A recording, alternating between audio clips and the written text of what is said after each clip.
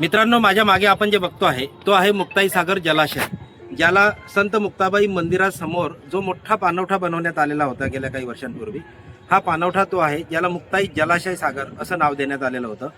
गेल्या 3 ते 4 वर्षांपासून या ठिकाणी जलपर्णी वनस्पती ही मोठ्या प्रमाणात वाढी लागली आणि तुम्ही बघू शकतात. आपण दाखवा कॅमेरामॅन, मी यांना सांगेल की बघा आपण माझ्या मागे या ठिकाणी अतिशय गंभीर अशी संपूर्ण परिस्थिती आहे की ज्या ठिकाणी कुठेही आता जागा म्हणजे पाणी दिसत नाही आहे, अशी परिस्थिती निर्माण झाली आणि पूर्ण जलाशय, पूर्ण परिसर जो आहे हा पूर्णपणे अतिशय जलपर्णी या वृक्षाने भरला गेलेला आहे.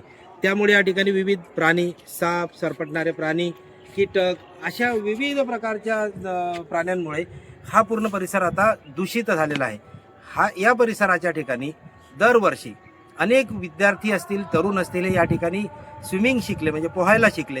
त्याचबरोबर सकाळ संध्याकाळ व्यायामाच्या दृष्टिकोनातून मुक्ताईनगर शहरातीलच नव्हे, आजूबाजूच्या खेड्यावरचे नागरिक, तरुण हे व्यायामाच्या दृष्टिकोनातून या ठिकाणी पोहायला येत असत.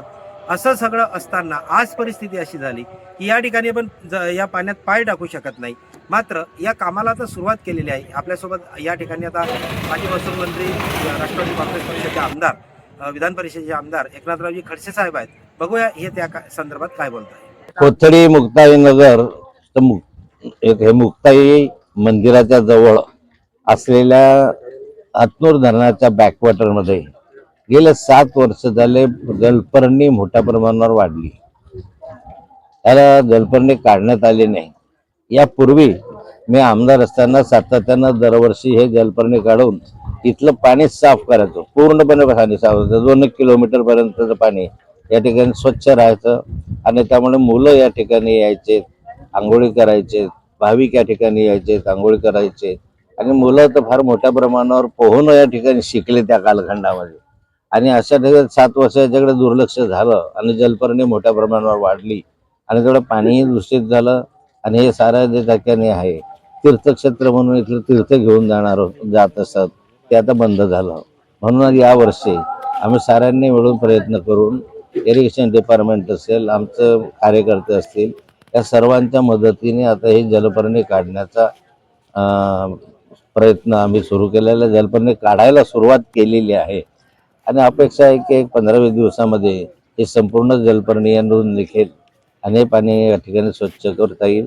महाशिवरात्री ते यात्रेपर्यंत काही प्रमाणामध्ये काही भाग तरी याच्यामधून शुद्ध पाण्याचा झाला पाहिजे असा आमचा प्रयत्न आहे. परंतु दुर्लक्ष होत असल्यामुळे हे झालं. 7 वर्ष झाले जलपर्णीकडे दुर्लक्ष झालं, 7 वर्ष झाले या मंदिराकडे दुर्लक्ष झालं. या मंदिरासाठी 15 कोटी रुपये आधी मंजूर होते, 9 कोटी रुपये 7 वर्षापूर्वी येऊन गेले, पण 7 वर्षामध्ये 1 रुपया सुद्धा या जुन्या मुक्ताई मंदिरासाठी आला नाही. लोकप्रतिनिधींनी सुद्धा यामध्ये दुर्लक्ष केलं. त्यामध्ये आज कळसाविना मुक्ताईचं मंदिर असं चित्र आज दिसतं आहे आणि यासाठी सगळं नागरिक मोठ्या प्रमाणावर नाखुश आहे. हा प्रयत्न आमचा चालू राहील की मंदिरालाही निधी मिळावा आणि अशा स्वरूपाचे जलपर्णी दरवर्षी होणार नाही याची काळजी आम्ही सगळे मिळून घेऊ. सरकार काही करत नसेल तर समाजसेवी संस्थांच्या माध्यमातून करण्याचा आम्ही प्रयत्न करू.